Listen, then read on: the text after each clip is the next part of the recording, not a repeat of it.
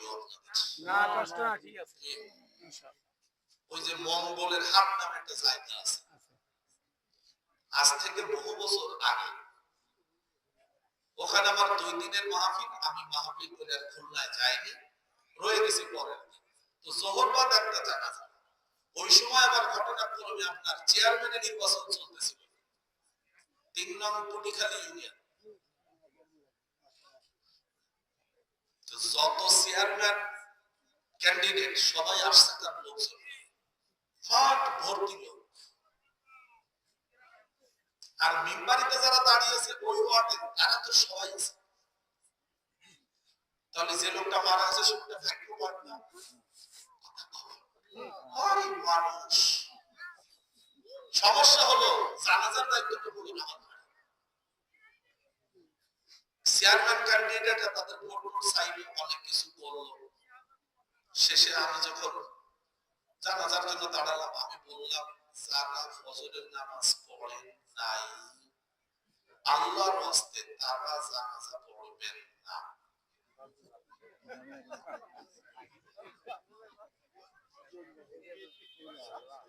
আল্লাহর হস্তে তারা শুনে যান। আপনাদের মতো ফজরের বেনামাজিদের জানাজা এই মরা লোকটার দরকার নেই। আর যারা বিনা ওযুতে নামাজ পড়তে দাঁড়াচ্ছেন তারা তো কাফের, কোনো টেনশন করা লাগবে না। এইবার দেখি যে এ ওর দিক তাকায়, ও ওর দিক তাকায়, মানে কে সরে যাবে আর কে সরে যাবে না। তারপরে চেয়ারম্যান ক্যান্ডিডেট সাহেব তো ফজর নামাজ পড়ে।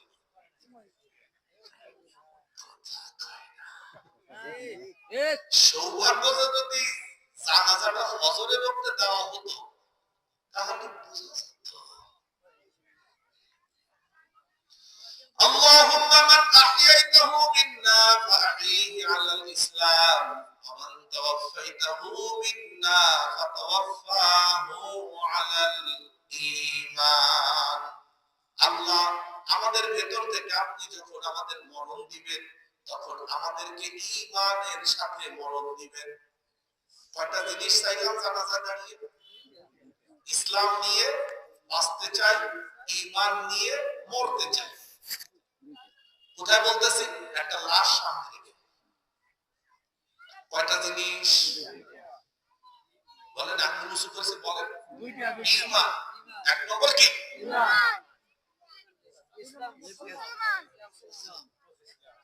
ইসলাম নিয়ে বাঁচতে চাই, ঈমান নিয়ে মরতে চাই। কোরআনে আল্লাহ বলতেছেন যারা কোরআন শুনতে বসবে তারা ঈমানদার এবং তারা মুসলমান। জানাজার সাথে কি মেলে? জানাজার সাথে কি মেলে?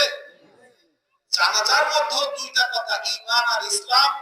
কোরআনের শ্রোতা হিসেবেও আপনার মর্যাদা 2টা, আপনি ঈমানদার, আপনি মুসলমান।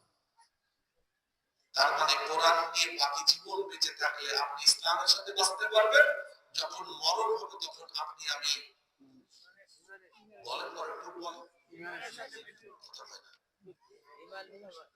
খাইতে দেবে, মনু খাওয়া রেডি করতে আছে, সেটা কম হইবে একটু খাওয়ান দেবে বলছে।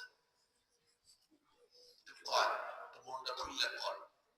সুতরাং আমরা কোরআন শোনার সুযোগে খুশি না বেজার? খুশি। কোরআনের শ্রোতা কম। আমি আসার আগে ভাইজান ঘোষণা বলতেছিলেন যে ওই যে মোনাজাতের সময় স্যারগুলোই পড়বেন, এটা হলো তাফসীর মাহফিল না। উনি বলতেছিলেন, আমিও তাই বুঝি, সোনার দোকানে খরিদ্দার কম হয়, এতে সোনার দাম কম। গত কয়েকদিন আগে খুলনা হেলাতলা, যেখানে সোনাপট্টি বলে হেলাতলা, ওখানে গিয়েছি কোন এক কাজে। তো আমার এক সোনার দোকানদারের সাথে দেখা হলো রাস্তায় দাঁড়িয়ে। আমি জিজ্ঞেস করলাম ভাই কত ভর্তি কেনা বেচার ভাব কি? গতকালকেও বিসমিল্লাহ করতে পারি নাই, এখনো পারি নাই। আপনারা কি কিছু বুঝেছেন? গতকালকে কোনো কেনা বেচা হয় নাই, মানে বিসমিল্লাহ করতে পারে নাই, তাতে সোনার দাম কমে গেছে না? কেউ কোরআন শুনতে না আসলেও কোরআনের দাম কমে গেছে না? সোনার দোকানের খরিদ্দার একটু কম হয়। সবাই সোনা কিনতে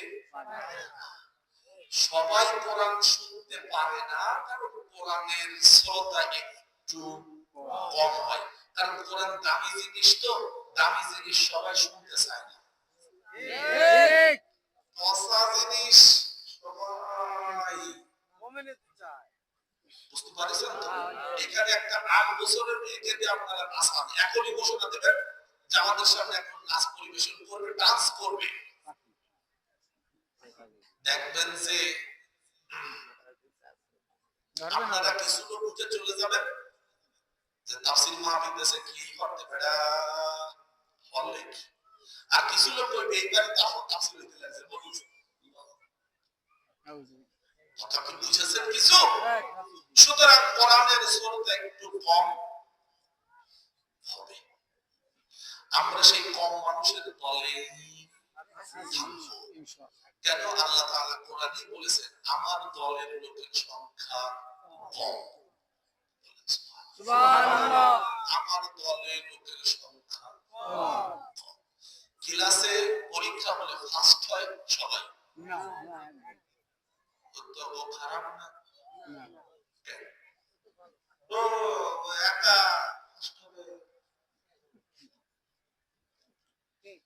বুঝেননি কিছু? ও কি খারাপ? ও সবার চেয়ে ভালো, যদিও ও একা। কোরআন একা, কোরআন পৃথিবীর সবথেকে শ্রেষ্ঠ। আপনি কোরআনের সাথে থাকলেও কোরআনের কিছু আসে যায় না, না থাকলেও কোরআনের কোনো ক্ষতি হয় না। কোরআন আল্লাহর কাছে হাজির হয়ে যাবে, আপনিও হাজির হবেন। আপনাদের বই ছাড়া পড়াতে হবে কোন সূরা? সবাই বলুন। রুকু 4 নম্বর আয়াত 30 থেকে 39 কয়টা? আউযু বিল্লাহি মিনাশ শাইতানির রাজীম।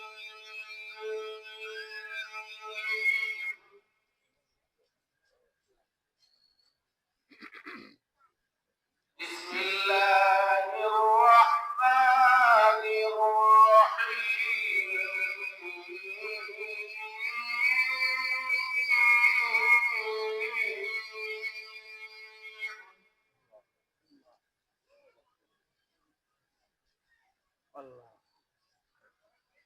وَإِذْ قَالَ رَبُّكَ لِلْمَلَائِكَةِ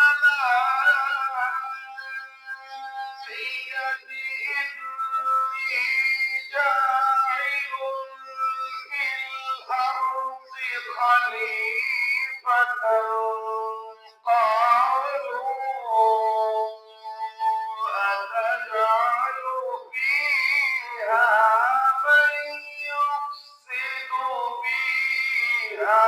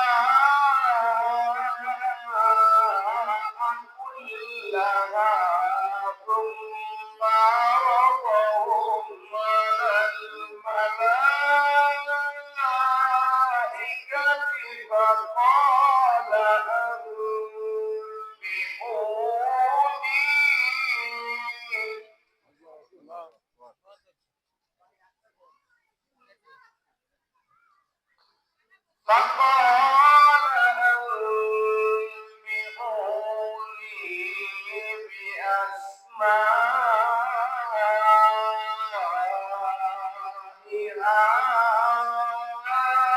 هؤلاء إن كنتم صادقين.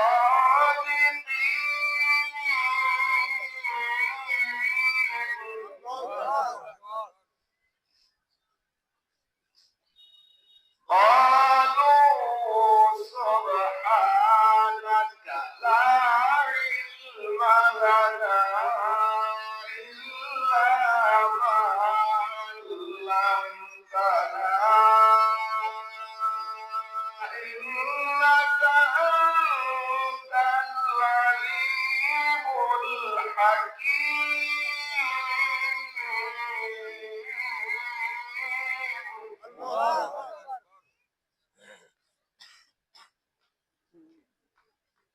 قال يا آدم أنبئهم بأسمائهم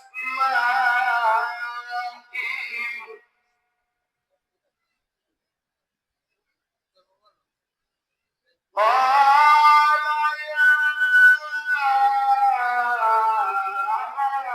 آدم أنبئهم بأسمائهم فلما أنبأهم بأسمائهم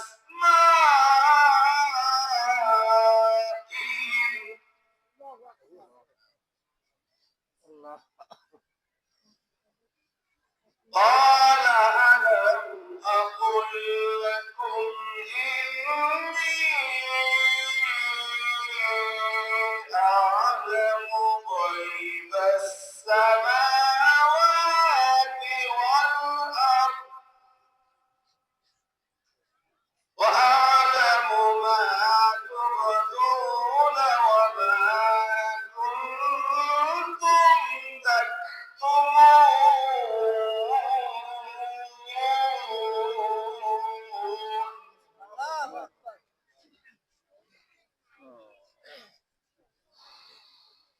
وإذ قلنا للملائكة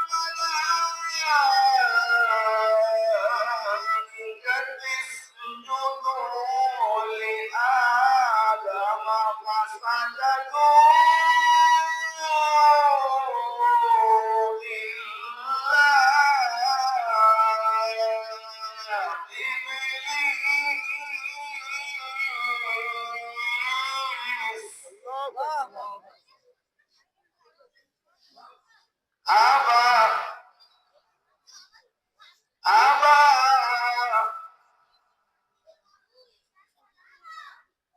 أبى واستكبر وكان من الكافرين.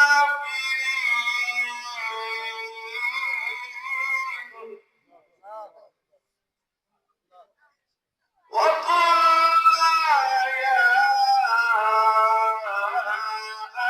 آدم اسكن أنت وزوجك الجنة وكلا منها رغدا حيث شئتما ولا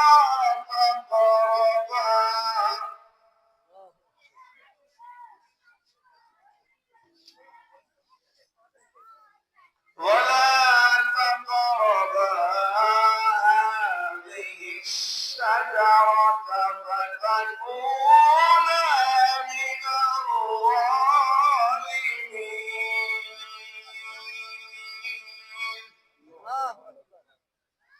صدق الله العظيم.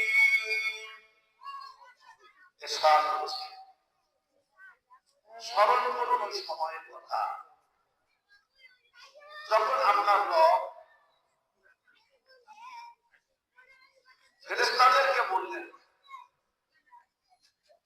ওহে ফেরেশতা মণ্ডলী, আমি পৃথিবীতে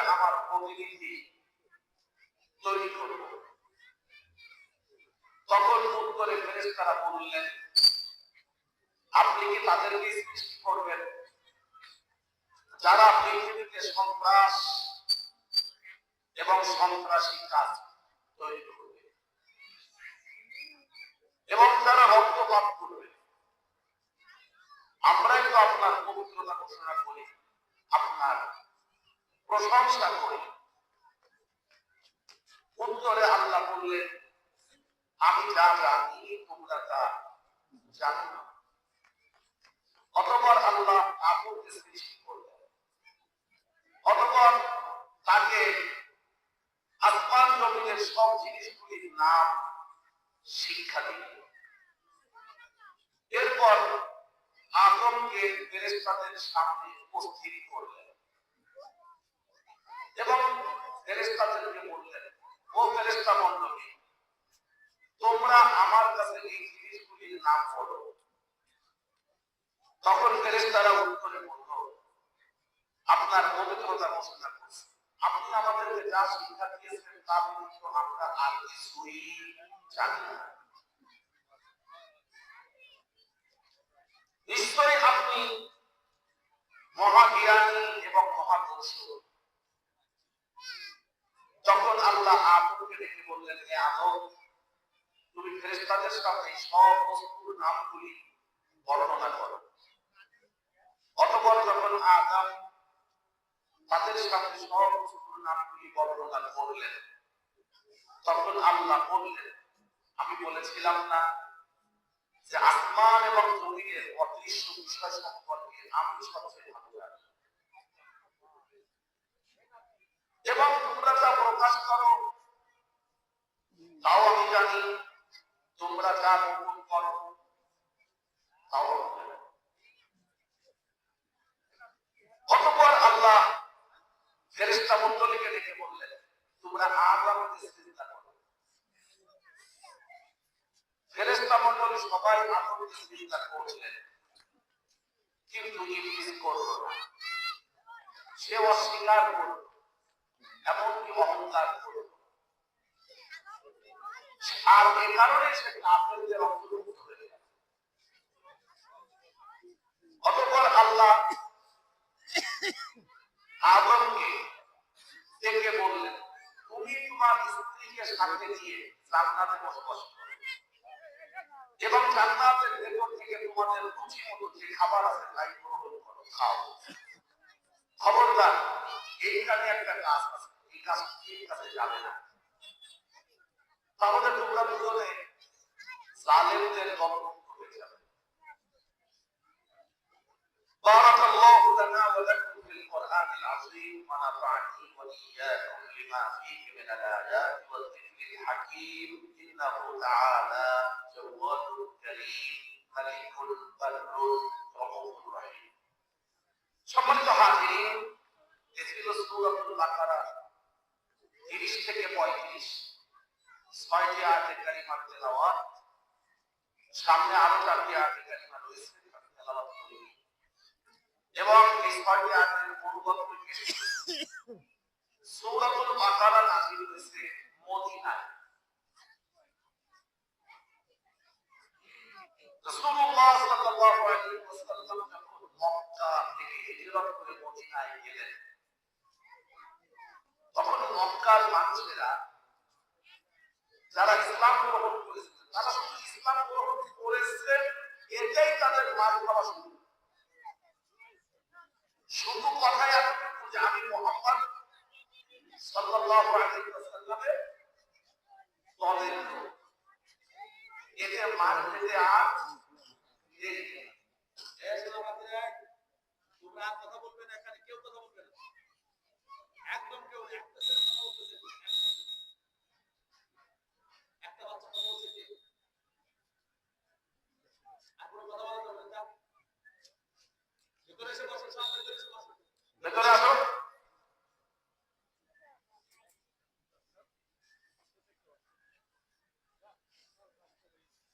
খুব মনোযোগ দিয়ে কথাগুলো শুনবে। আমি কোরআনের আলোচনার পরিবেশ রক্ষা করতে চাই, কারণ হলো কোরআনের আলোচনার সময় যদি পাঁচটা লোকজন কথা বলে, পাঁচটা লোক যে এটি শয়তানের একটা বড় অস্ত্র।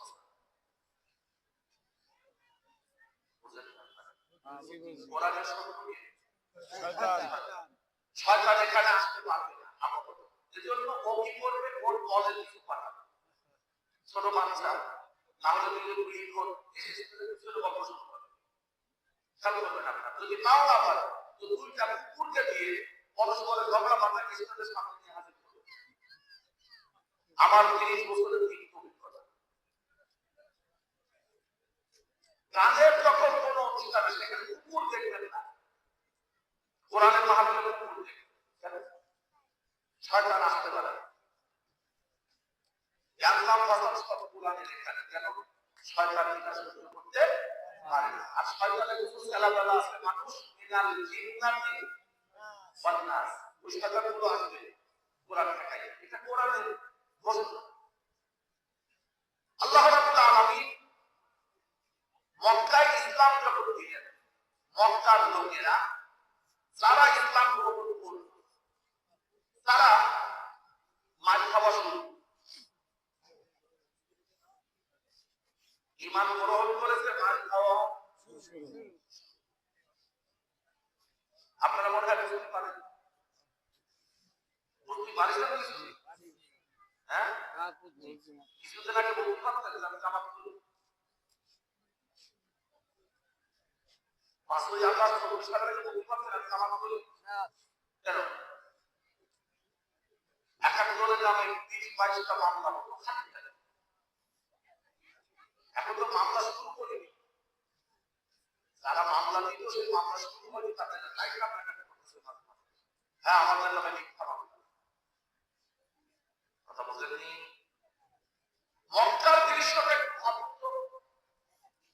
সেই লোকগুলি যখন হিজরত করে মক্কা থেকে মদিনায় আসলেন, তখন রাসূলুল্লাহর কাছে বললেন, ইয়া রাসূলুল্লাহ, আমরা তো শুধু ইসলামের নাম শুনেছি, ইসলামের বিধান আমরা পালন করতে পারি না। আমি আল্লাহকে বলুন, তিনি যেন ইসলামের মৌলিক বিধানগুলো আমাদের দান করেন, আমরা যেন আনন্দের সাথে সেই বিধানগুলো পালন করতে পারি। সাহাবায়ে কেরামদের এই আকুতিকে আল্লাহ তাআলা কবুল করে রাসূলের উপর সূরাতুল বাকারা নাযিল করা শুরু করলেন। সুবহানাল্লাহ। সূরাতুল বাকারা এমন একটি সূরা যে সূরাটি নাযিল হওয়া শুরু হয়ে শেষ হতে প্রায় 9 বছর লেগেছে। ইসলামের এমন কোন মৌলিক বিধান নেই যা সূরা বাকারার মধ্যে নেই। ইসলামের এমন কোন মৌলিক বিধান নেই যা সূরা বাকারার মধ্যে নেই। আপনি একটা কথা বলেন যে এই জিনিসটাকে সূরা বাকারা আমি বলে দিচ্ছি আছে। আমি কি বিষয়টা বোঝাতে পেরেছি? একদম কালেমা তাইয়্যিবা থেকে শুরু করে জিহাদ পর্যন্ত, ব্যবসা বাণিজ্য, লেনদেন, বিবাহ শাদী, কেমন মেয়ে বিয়ে করবেন, কেমন ছেলের সাথে মেয়ে বিয়ে দিবেন, মা তার সন্তানকে কিভাবে দুধ পান করাবেন, মারামারি হলে কিভাবে হতে পারে, ঝগড়া ফাসাদ হলে কি হতে পারে, প্রতিবেশীর সাথে কি আচরণ হতে পারে, সব মৌলিক বিধান একজন মানুষের জন্য সব বিধানগুলির আলোচনা আছে সূরাতুল বাকারা। তো যে সূরা বাকারার মধ্যে গোটা মানব জাতির জীবনের সব বিষয়গুলি কম অথবা বেশি আলোচনা আছে, সেই সূরার মধ্যে আল্লাহ তাআলা মানব জাতির সূচনাটাও আলোচনায় এনেছেন যে মানব জাতি কিভাবে পৃথিবীতে আসবে। আমি বিষয়টা বোঝাতে পেরেছি আপনাদের? কেন এইখানে মানব জাতি আসবে, সেই মানব জাতিকে নিয়ে কেন কোরআনের এই কথাগুলো? এজন্য আল্লাহ তাআলা আমাদের ইতিহাস জানাতে চান যে তুমি কোথা থেকে এসেছো। আপনারা বলবেন না, আমি বোঝার জন্য বলতেছি। আমি খুলনা শহরে থাকি, তো নতুন কারোর সাথে পরিচয় বলে আমি জিজ্ঞেস করি, ভাই জান আপনার বাড়ি বলে বাড়ি তা বললাম না এখানে কত বছর, তো বলে আমার জন্ম এখানে। আপনার আব্বার জন্ম এই খোঁজটা নিয়ে কেন আসলে তিনি কোন জায়গা থেকে খুলনা শহরে এসেছেন? যদি তিনি বলেন যে আমার আব্বার এখানে জন্ম, তাহলে আমার দাদার জন্ম কোথায়? তখন আস্তে আস্তে ঘুরে ঘুরে বের হয়। গতকালকে ঈশার নামাজ আদায় করে যেখানে মসজিদে নামাজ আদায় করি আমি ওখানে সামনে দাঁড়িয়েছি, তো দেখলাম একজন লোক বেশ সুন্দর পোশাক আশাক করা, কোটটাই করা, সুন্দর সুন্দর কিছু কথা বলতেছে, আমি ছোটটার মতো চুপচাপ দাঁড়িয়ে শুনতেছি। শেষে জিজ্ঞেস করলাম আপনার বাড়ি, তো বলছে যে বাগেরহাট। বাগেরহাটের কোথায়?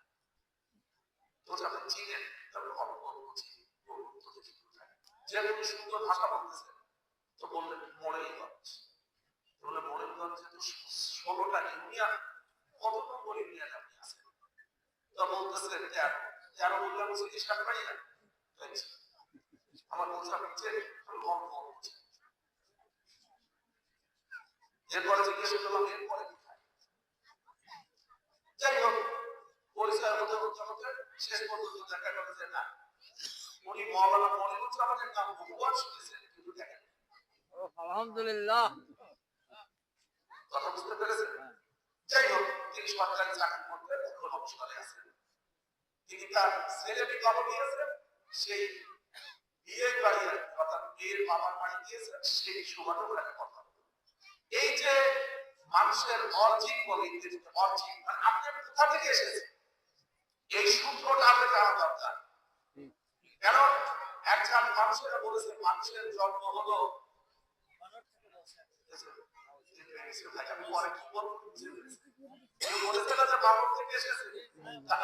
বানর থেকে না অন্য কোন জায়গা থেকে, সেটার জবাব এখানে আছে না? আমরা কোথা থেকে এসেছি এটা জানার জন্য আল্লাহ তাআলা আমাদের সামনে একটা ছোট ইতিহাস তুলে ধরলেন যে আমরা পৃথিবীতে আসলাম কি করে। এটা জানা দরকার আছে। আপনি যদি জানতে না পারেন আমার কিছু করা যাবে না।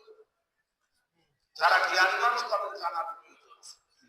আমার স্ত্রী মাঝে মধ্যে সাথে থাকলে আমি কিছু বলছে জিজ্ঞেস করি, আমাকে বলে আপনি এত মানুষের বাড়ির খবর জিজ্ঞেস করেন কেন? কেন যে করি এটার উত্তর তোমার শিখাতে গেলে আমার সাথে অন্তত তোমার অতখানে ঘোরা হবে। আমি কি বলছি কথা বুঝতেছেন? একজন মানুষের আমি কোথা থেকে এসেছি, আমার স্বভাব, আমার বৈশিষ্ট্য, এটা যদি আপনারা না জানেন তাহলে আপনি আমার সাথে মিশতে পারবেন না, আমি আপনাকে মিশতে পারবেন। গেছি নোয়াখালী বেগমগঞ্জে মাহফিল করতে, তো সুন্দর ভাষায় কথা বলে হাম ছানা শেষ করে আমি জিজ্ঞেস করতেছি আপনারা ব্যাগে বাবা, আপনারা ব্যাগে বাবা সভাপতি সাহেব পাশ থেকে হায় তার হুজুরকে আত্মবাসটাও জানে। আমি তাদের একটু কাছে আসলাম না, এই যে স্যার করে বলছি আপনাদের ভাষা আমি হুবহু বলতে না পারলেও কিছু পারি। মানুষের ভেতরে একটা স্বভাব আছে, এই লোকটা কোথা থেকে আসছে তার জানা। আমার মনেও তো একটা অনুভূতি যে আমি কোথা থেকে এসেছি, তাই আল্লাহ তাআলা জানা দিচ্ছেন রাসূলের মাধ্যমে যে আল্লাহ বলতেছেন আমি ফেরেশতাদেরকে বললাম পৃথিবীতে আমি আমার খলিফা পাঠাবো। কি পাঠাবো? সবাই বলবেন খলিফা, আবার বলবেন খলিফা। সেই খলিফা আমরা পাঠাবেন কোথায়? আল্লাহ দুনিয়াতে, পৃথিবীতে। এই আরদুন শব্দ আছে, ইন্নী জাইলুন ফিল আরদি। এই আরদুন শব্দের অর্থ হলো পৃথিবী। আপনারা যারা ইংরেজি পড়েছেন দেখবেন ইংরেজিতে EARTH, আর্থ মানে পৃথিবী। এই শব্দটা আরব থেকে শুরু করেছে ইংরেজরা। এরকম অন্তত হাজার খানেক শব্দ আছে যা ইংরেজরা আরব থেকে শুরু করেছে।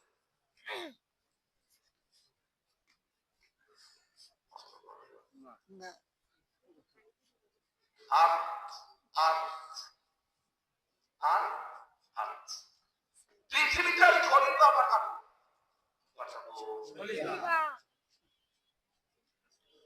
আল্লাহ সৃষ্টি করে রাখলেন জান্নাত, পৃথিবীতে আসলে এটা একটা প্রশ্ন না? আল্লাহ বানালেন কোথায়? আরশ। এখানে সৃষ্টি করার পরে আল্লাহ আলাইহিস সালামের শিক্ষা দীক্ষা দিয়ে বলেন যে জান্নাতের মধ্যে থাকলেন জান্নাতে। আল্লাহ বলতেছেন পাঠাবো। তাহলে আমাদের জন্ম হয়েছে আসমান,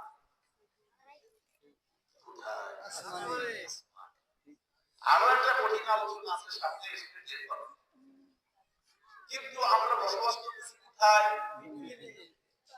হাঁস ডিমের বাচ্চা হয়, বাচ্চা পড়ে হলো শূন্য জায়গায়, কিন্তু বসবাস করে পান।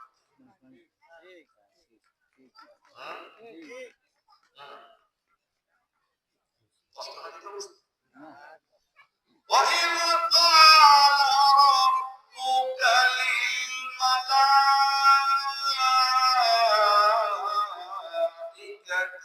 إِنِّي جَاعِلٌ فِي الْأَرْضِ خَلِيفَةً। স্মরণ করুন ওই সময়ের কথা। আল্লাহ বলতেছেন, হে নবী আপনি স্মরণ করুন পূর্বে সেই সময়ের কথা যখন আপনার রব আল্লাহ ফেরেশতাদের ডেকে বললেন, ইন্নী জাইলুন, আমি বানাবো, আমি তৈরি করব, আমি সৃষ্টি করব, ফিল আরদি, পৃথিবীতে খলিফা। খলিফা খলিফা এই শব্দটা আমাদের কাছে পরিচিত না? এক সময় আমাদের ছোটবেলায় যারা দর্জি জামা বানাতেন, পাজামা বানাতেন, তাদেরকে খলিফা বলা হতো। খলিফে খলিফে মনে আছে না? খলিফা বলা হতো জানা তো? জামা কাপড় বানাই তাদের খলিফা হতো। তাদের কি দর্জি? হ্যাঁ, খলিফার দোকান মানে হলো তিনি হুবহু আমার দেহের সাথে লাগানো একটা পোশাক বানাবেন। তার মানে আমার দেহটার মাপ তার কাছে আছে, তিনি হুবহু আমার দেহের আদলে আমার মতো করে একটা কাপড় বানাতে পারবেন, তাই তাকে খলিফা বলা হয়। খলিফা কাকে বলে? খলিফা বলা হয় লাইয়াদুবু খালফা। দুইটা অর্থ হতে পারে।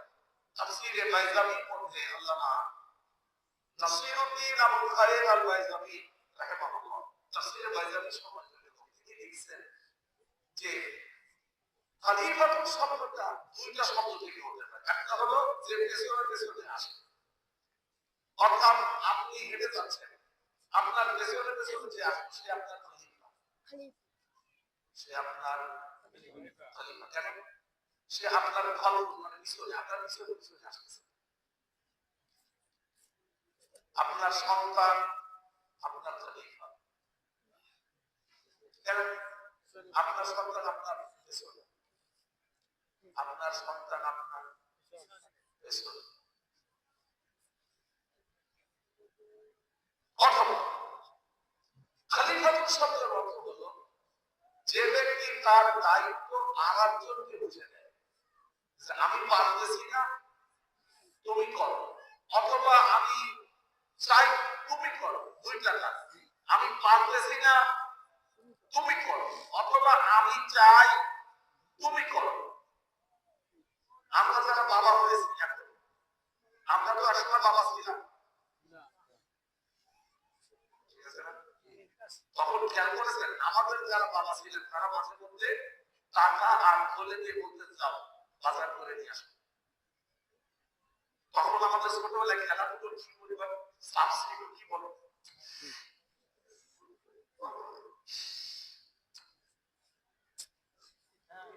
আপনারা করেন আমি করেছি। এখন আব্বা বললেন আমার বাজার বাজার 2.5 মাইল হেঁটে যেতে হবে, বাজার করে খালে করে আবার 2.5 মাইল পথ নিয়ে আসতে হবে। আমার কাছে কি অভিযোগ? আব্বা আমাদের খেলাধুলা আছে, তোমার আব্বা বলেছে যাও, টাকা তো কোনো কাজ নেই, আব্বা তো করেন। ছোটবেলায় এই প্রশ্ন আমার বলেছিল, আপনাদের ছেলেকে জানছেন আব্বা কি চাইতেন তুমিও বাজার করা শেখো।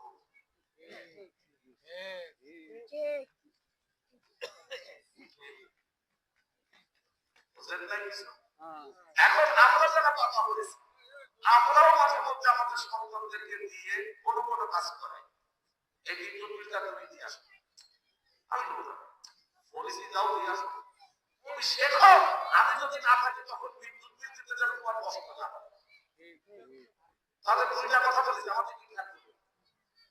একটা হলো খলিফা মানে হলো আমার কাজ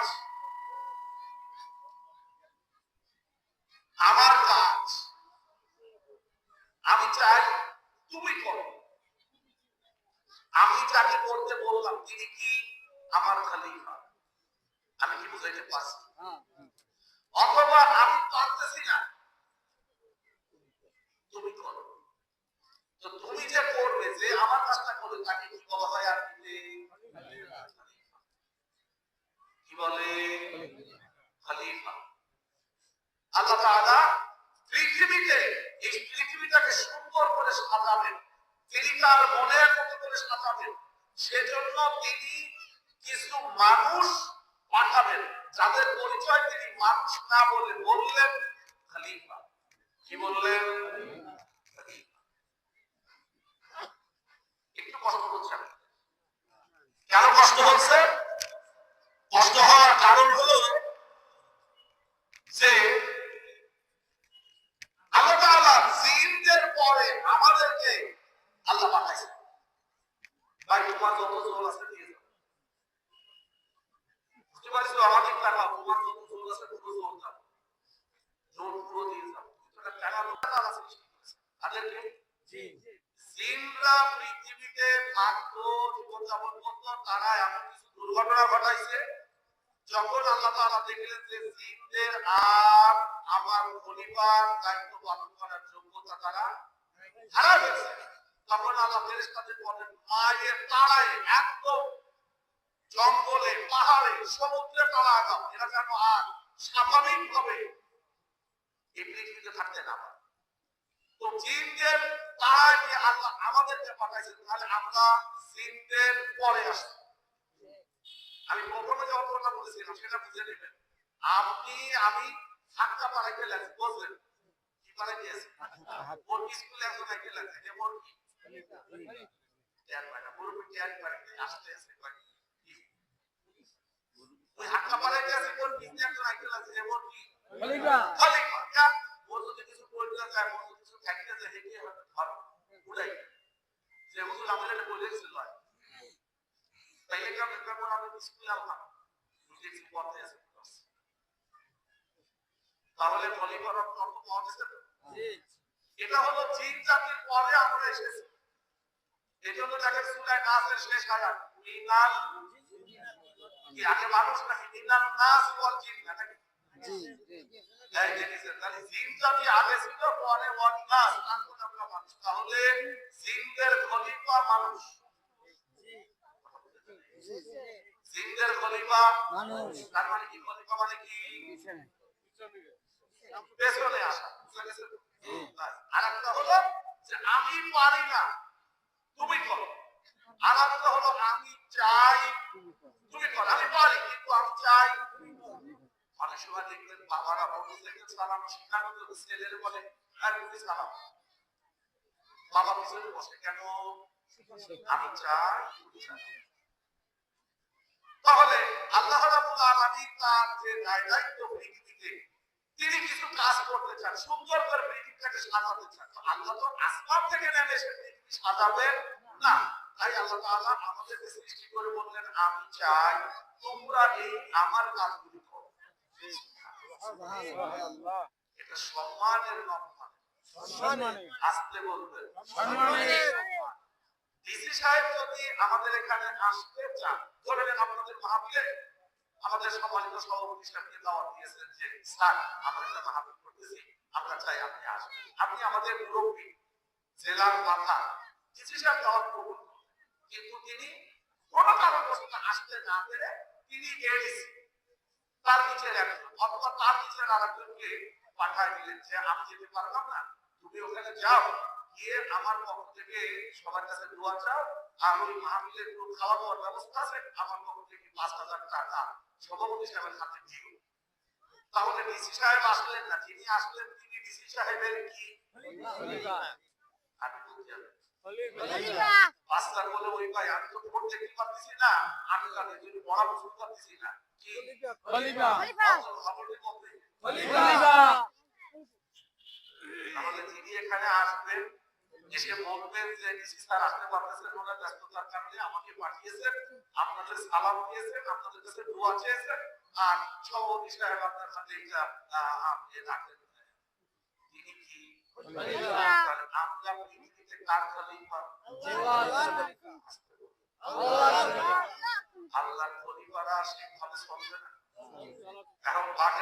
জেলার ডিসি সাহেবের লোক যদি আইয়া মালকা সাথে খাদে নেন না, এই যে নবীমা তাতে লাগে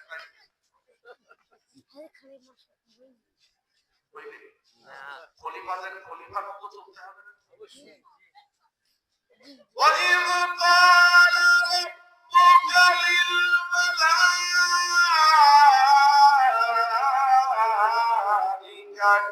إِنِّي جَاعِلٌ فِي الْأَرْضِ خَلِيفَةً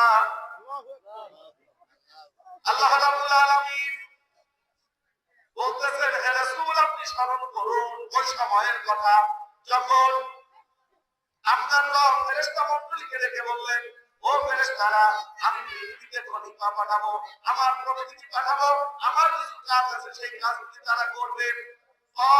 তখন ফেরেশতারা উত্তরে বললেন, আতাজালু আপনি কি বানাবেন ফিহা পৃথিবীতে আইয়ুসিফু ফিহা যারা সন্ত্রাসী কাজ কাম করবে, যারা এই সন্ত্রাসী অনুবাদ এখন লেটেস্ট আল-ফাসাদ সন্ত্রাস, সন্ত্রাসের আরবি অনুবাদ হলো ফাসাদ, যারা সন্ত্রাসী কাজ করবে। এক সময় আজ থেকে 40 বছর আগে শব্দটা ছিল মস্তানি করা, তখন মস্তান বলতো, এখন বলে সন্ত্রাসী। তখন নির্বাচনের একটা সূত্র ছিল 10টা গুন্ডা 20টা গুন্ডা, প্রত্যেকের পকেটে 2-2টা করে আন্ডা বোমা। কেন্দ্র তখন মামলায় মানে জিতেছে তো চেয়ারম্যান, এরকম একটা নিয়ম ছিল সেই সময়। যাই হোক, আমি সেটার জন্য বললাম যে শব্দের কিন্তু পরিবর্তন হয়, আমাদের ভাষায় কিন্তু আমরা অনেক শব্দের পরিবর্তন করে ফেলেছি। আপনারা খেয়াল করে দেখবেন আজ থেকে 40 বছর আগে আমরা পায়খানা শব্দটাকে পায়খানা না বলে আরেকটা কি যেন বলতাম। আরে বাবা ভালো তো শিখে পায়খানা, তো পায়খানা শব্দটা এর আগে ল্যাট্রিন ব্যবহার করত, ভাইজান বলেছে ল্যাট্রিন, সরকারি অফিসেও লেখা থাকতো ল্যাট্রিন। এই ল্যাট্রিন শব্দটা কেন বন্ধ বিরোধী লাগলো, শুনলে কেমন গন্ধ আসে, সে ছবিটা বাদ দিয়ে লিখতে লাগলো পায়খানা। পায়খানা লেখার পরে কিছুদিন যাওয়ার পরে গন্ধ আবার এটা দিতে তখন এটার নাম লাগলো টয়লেট। টয়লেট টয়লেট এর কি আছে অর্থ আমি আপনাদের বলতেছি না, এটা কিছুদিন যাওয়ার আবার বন্ধ করে দিলাম, এবার নাম হইল বাথরুম। বাথরুমটাও বছর 10 ছিল, এখন সেটাকেও বন্ধ করে দিলাম, এখন নাম হচ্ছে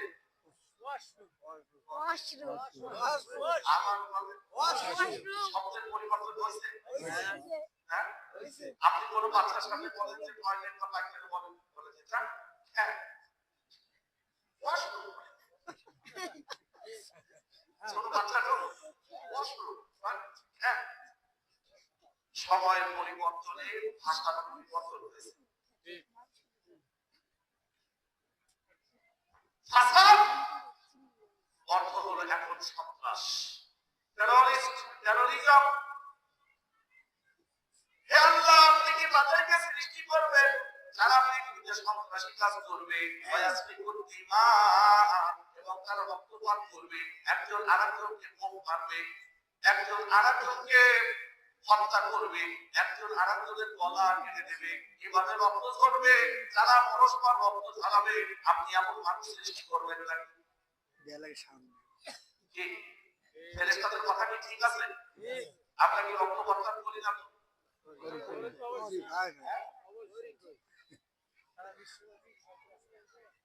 আমি 1979 সাল, আপনারা হিসাব করে দেখেন তো কয়দিন লাগে। 1979 সালে লঞ্চে করে বাগেরহাট থেকে মোড়েলগঞ্জ এসেছিলাম। তখন মোড়েলগঞ্জের একটা জায়গার নাম সরালিয়া ছিল, তো সবাই কিন্তু হরাইলা হরাইলা রুই আলছে নাম করে বলছে আধা কেজি আধা শের আড়াই কেজি রুই বলে।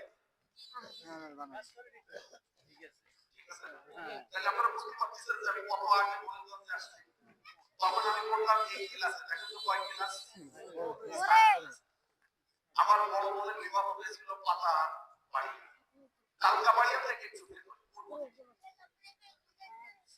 ওইখানে আমি যখন যেদিন আসলাম তার পরের দিন একটা ছেলে বাগেরহাট সদর হাসপাতাল থেকে বাড়ি এল, সে তার চাচাতো ভাইয়ের আগের ক্ষেত আউটের ক্ষেত আছে, বড় ক্ষেত আছে বড়, তো দুই ভাই পাশাপাশি এক ভাই আরেক ভাইয়ের বলছে আমি খাই খাবার খেয়ে আসি, দুপুরে খাবার খেয়ে একটু পাহাড়া তো দুই ক্ষেত পাহারা দিচ্ছে, তা স্বাস্থ্য ভাইয়ের ক্ষেতে দেখা যাচ্ছে একটা বড় সুন্দর আলু, ওইটার আর ক্ষেত পুরা মেরে কেটে তারপরে খাচ্ছে। এর মধ্যে ওই ভাই খাবার খেয়ে আসে, আর কিছু করলে তারপর ওর কাছে মনে রাখলে আসতো না বলেই কম শুরু, খুব বেশি না 22টা কমছে,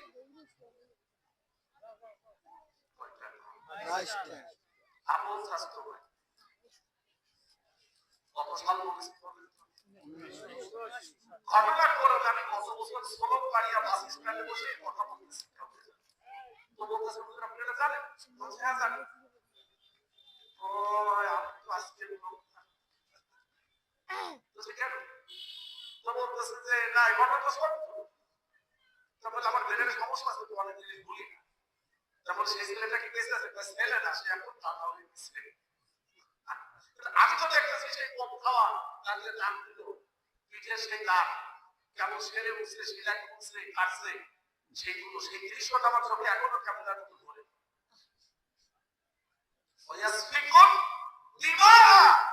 তারা পরস্পর রক্ত ছড়াবে। চাচা তো ভাই একটা আখ খেয়েছে, কয়টা না? তখন খুব ভালো মানের একটা আখের দাম ছিল 1 টাকা 5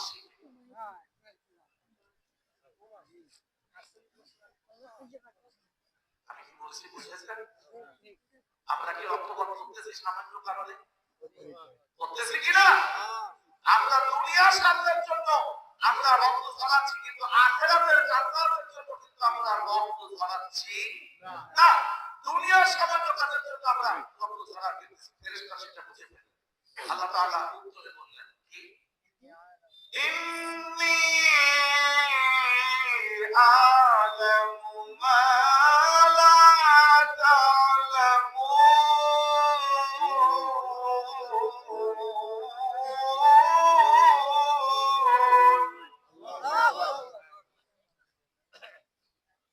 আমি যা জানি তোমরা তা জানো না।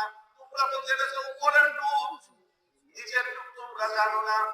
তোমরা প্রকাশ্য যেটুক দেখেছো জিনদের মধ্যে তাই জানো, কিন্তু আমি যে মানব জাতি সৃষ্টি করবো তাদের মধ্যে কিছু সুকুমার বৃত্তি, একটু কঠিন বাংলা বলে এমন কিছু ভালো গুণাবলী তাদের মধ্যে দেব, যেই গুণাবলীর কথাগুলো তোমরা জানো না। আমরা সাধারণত বিচার করি কি দিয়ে? সামনে বলে সামনে একটু গল্প বলে দেন। গল্পটা হলো কুষ্টিয়া সরকারি কলেজের প্রিন্সিপাল, উনি নতুন ওখানে আসছেন, ট্রান্সফার হয়ে বদলি হয়ে আসছেন, আসার পর ওনার যে সরকারি ভাষা সেই ভাষায় উনি বাচ্চা কাচ্চা নিয়ে বসবাস করতেছেন। তো এরা মানে অফিসের যে পিয়ন থাকে, উনি পিয়নকে বাজার করে কি একটা দিয়ে বলছেন যে এটা তুমি বাসায় তোমার ভাবির কাছে দিয়ে আসবে, যাও। ও গিয়ে দরজায় নড়াচড়া করতেছে, একজন কালো মহিলা, ছোট্ট রকমের কালো, তারপরে আবার কালো সালোয়ার কামিজ পরা, কালো ওড়না, সব কালো। এখন মাঝখানে শুধু দেখা যাচ্ছে সবুজটা কোনো মতে তাও কালো, কালো কামিজ। আসার পরে পিয়ন ভেবেছে যে এখানে কাজে ঢুকি, আর উনি হলেন প্রিন্সিপাল স্যারের স্ত্রী। কথা বুঝতে পেরেছেন? এখন বলতেছে যে কি কাকুচা বলতেছে স্যার পাঠাইছে তোমার কলেজ থেকে, আমি কলেজের পিয়ন ভাই স্যারের স্ত্রী ভাবিলে লাগবে, আপনি ভাবিলে ডেকে দেন। তা বলতেছে ভাবিলে টাকা লাগবে, আপনি আমার কাছে দিলে আমি ভাবির কাছে পৌঁছে দেব। বুঝতে পারছেন তো? মহিলা বসে কি না বলছে আপনি আমার কাছে দেন, আমি ভাবির কাছে পৌঁছে দেব। তা বলতেছে না আমি ভাবি না। ও মহিলা কিছুতে ভাবিলে ডাকবে না, আর কোনো কিছুতে ভাবি ছাড়া কারো কাছে বাজারটা দেবে। এক পর্যায়ে গিয়ে রাত করে বলতেছে তুমি তো খালি তো বিয়া করবো বলছা, তুমি হলে এক বছর ক্লাসের পড়ি, আমি বাংলার অফিসে তুমি স্যারের স্ত্রীরা ডাকো, ভাবিরে ডাকো। বলেন তো কেন?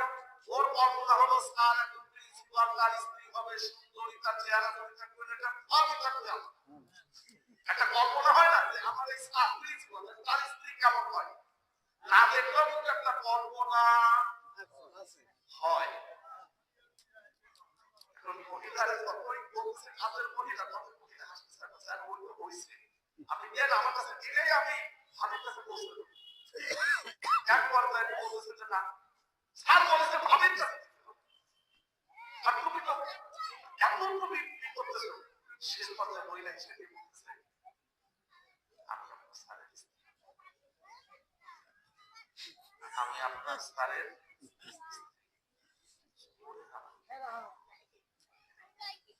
আরে ঘুরে বেড়া কথা বুঝতেছেন কিছু? এখন মহিলা কাছে বাজারটা দেওয়ার পরে বলতেছে আমি আপনার সাথে যা বলছি আপনি যদি স্থান দেন না বলেন তাহলে আমার চাকরি থাকবে না। আমি বলবো না, কিন্তু আপনি যেন না বলেন, আপনি যেন না বলেন। মহিলা তো জানে ঘটনা ঘটে, আর প্রিয়দের কাছে যা বলে বলছে স্যার দেরি করতে পারি স্যার। ঠিক বলো স্যার, কি বলবে বলতে তুমি যা বলবে তবে তোমার আমার কাম করবে না স্যার, আপনি একজন প্রিন্সিপাল স্যার,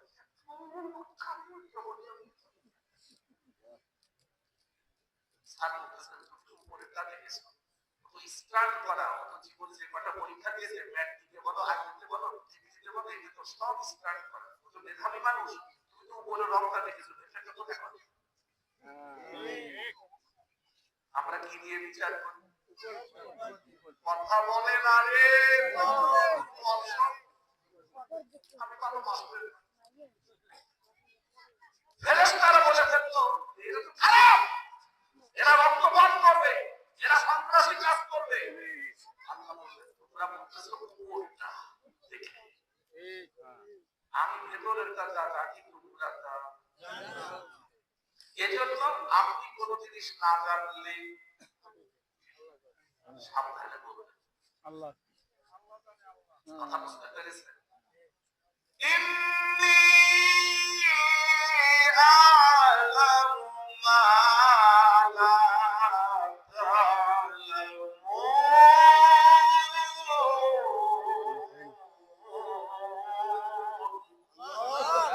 নিশ্চয়ই আমি যা জানি তোমরা তা জানো না। সুবহানাল্লাহ। এইবার আমি আপনাদেরকে একটা বিষয় বলবো।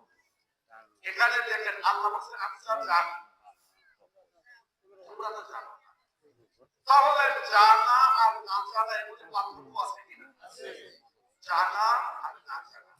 যারা জানে তারা জ্ঞানী, যারা জানে না তারা জ্ঞানী না। আপনারা ভাব করবেন না। আমি কথাগুলো বলতেছি এই জন্য যে আজকেও পৃথিবীতে জ্ঞানের কদর আছে, সব সময়ের জন্য জ্ঞানীদের কদর আছে, কিন্তু যখন মূর্খরা নেতৃত্ব দেয় তখন জ্ঞানীদের কদর কমে যায়। বাংলাদেশ নামক ছোট্ট যে দেশটা আমরা বসবাস করি, আপনারা খেয়াল করবেন জ্ঞানী মানুষেরা কিন্তু চুপচাপ চলার চেষ্টা করে, কারণ আপনারা এটাই জানেন যে টিলায় কলসিতে পানি বেশি থাকে আধা কলসি পানি মাথায় করে নিয়ে চলা যাবে না, পূর্ণ কলসি পানি নিয়ে চলা সহজ। এজন্য যারা জ্ঞানী মানুষ, কিছু বুঝছেন আপনারা?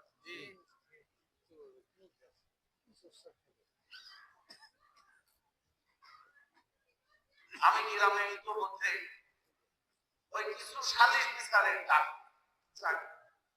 চুপচাপ কিছু লোক আছে তারা দেখি এইটা হবে ওইটা হবে এই করতে হবে, ওর চাকরি আসলে আগ্রহ চলা ওরা সোজা করে দিতে বিষয়টা কি আপনারা কিছু বুঝেছেন? আপনাকে কিছু জ্ঞানী মানুষের সংস্পর্শে থাকলে দেখবেন তারা কথা কম বলে। জ্ঞান আর জ্ঞান না অজ্ঞতা এর মধ্যে যে পার্থক্য আল্লাহ তাআলা এখানে এঁকে দিলেন আপনারা খুব মনোযোগ দিয়ে খেয়াল করবেন। জ্ঞানী মানুষ যখন একসাথে থাকে তখন তাদের চলাচল কথা বসা একরকমের হয়, জ্ঞান না থাকলে আপনার রাগ করবেন যত করবেন না না একসাথে পায়খানাও করা যায় না।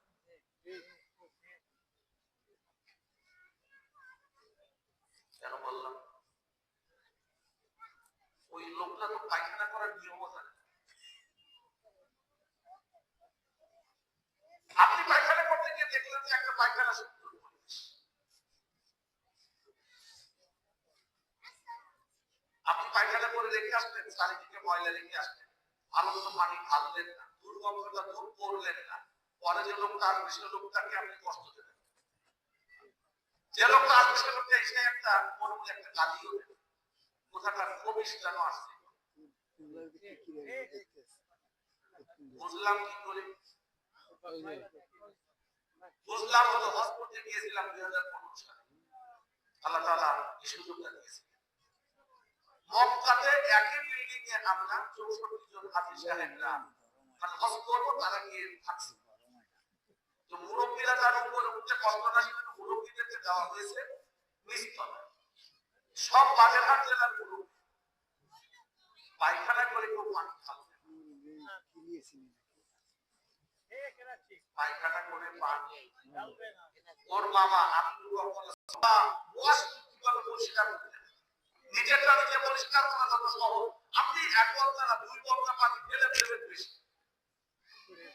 আর সৌদি আরবে তো আপনার বলতা একটু পানি খাল থেকে উঠানো লাগবে না, ওখানে সুইচ দিলেই চলে যায়। সাফ দেবে, মানে যে সাফ দেবে তুই যে সাফ দেবে ফ্রেশ সাফ দেবে। জ্ঞান রাসূলুল্লাহ সাল্লাল্লাহু আলাইহি ওয়াসাল্লাম বলেছেন, আমি কিছু উদাহরণ দিচ্ছি, যে যদি কুকুর শিকারী প্রাণী, কুকুরকে প্রশিক্ষণ দেওয়া হয় আর সেই কুকুর যদি কোনো প্রাণী শিকার করে আনে সেটা খাওয়া জায়েজ। যদি প্রশিক্ষণ প্রাপ্ত না হয় তাহলে সেটা খাওয়া হারাম। আপনারা বলেন তো কি হলো? কুকুরটা যদি শিক্ষিত হয় তাহলে কুকুরের ধরা শিকার খাওয়া যাবে, যদি শিক্ষিত না হয় খাওয়া যাবে। তাহলে একটা কুকুর যদি শিক্ষিত হয় তাহলে তার ঠোঁটের লালা এটা মানুষের জন্য ক্ষতি করে না, শিক্ষার কারণে তাকে এইভাবে জ্ঞান দেওয়া হয়। সুবহানাল্লাহ। আমরা যারা আল্লাহ এবং তার রাসূলের দেওয়া জ্ঞান দিয়ে যারা জ্ঞান, তারা যদি কাউকে রাগও করে, সেই রাগের মধ্যে বরকত আছে।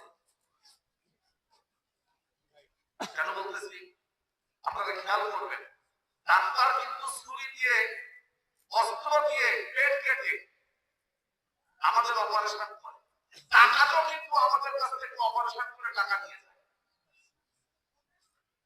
ডাক্তারেরটাও ছুরি, ডাক্তারেরটাও ছুরি। একটা প্রশিক্ষিত জ্ঞানী মানুষের হাতে ছুরি আর একটা হলো অশিক্ষিত মানুষের হাতে ছুরি।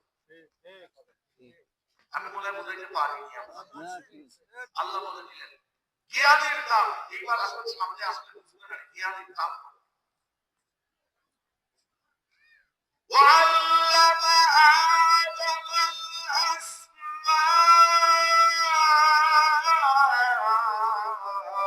كلها ثم عرضهم على الملائكة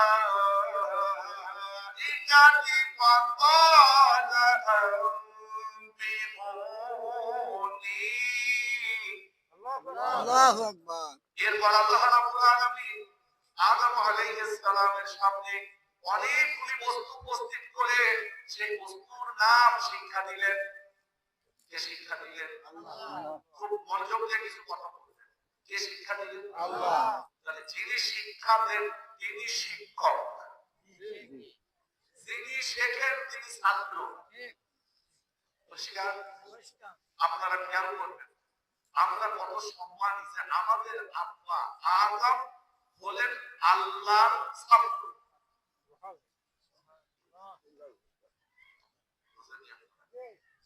আমার আব্বা কার ছাত্র? আল্লাহ। আমাদের দাদা উস্তাদ, দাদা শিক্ষক। সুবহানাল্লাহ সুবহানাল্লাহ। মর্যাদা আমাদের। আল্লাহ আমাদের আব্বাকে নিজে শিক্ষা দিয়েছেন।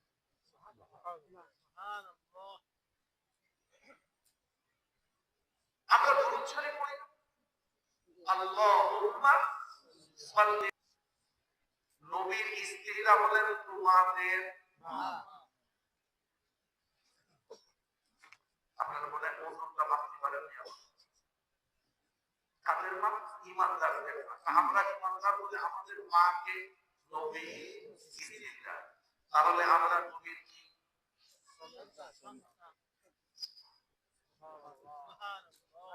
আমি যে দরুদ শরীফ পড়ি না, ওই দরুদ শরীফ কিন্তু মূলত নিজের জন্যই পড়ি। আল্লাহুম্মা সাল্লি আলা মুহাম্মাদ, ও আল্লাহ তুমি রহমত নাযিল করো মুহাম্মাদের উপরে, ওয়া আলা আলি, নবী সন্তানদের উপরে।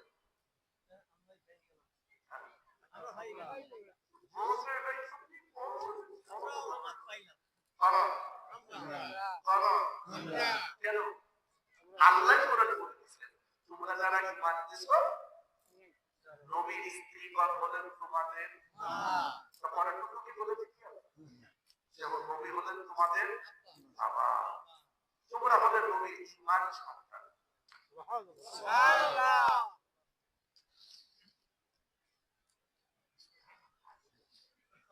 সুবহানাল্লাহ, কি মর্যাদা! আপনি বলেন না কি মর্যাদা!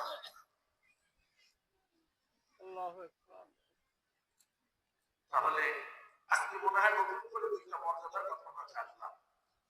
আমাদের আল্লাহ উস্তাদ বলেন স্বয়ং আল্লাহ, আর আমরা হলাম সেই বাবার সন্তান, আর আল্লাহ বলেন আমাদের বাবা উস্তাদ। বেশি ফাঁক না, বেশি দূরত্ব না। আব্বা তাও কোথায় বসে শিখেছেন? আরো একটা জিনিস শিখলাম যে আমরা নবীর সন্তান। সুবহানাল্লাহ।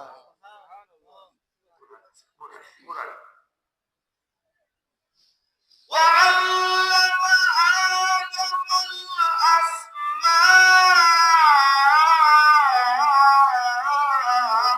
كلها ثم عرضهم على الملائكة فقال أنبئوني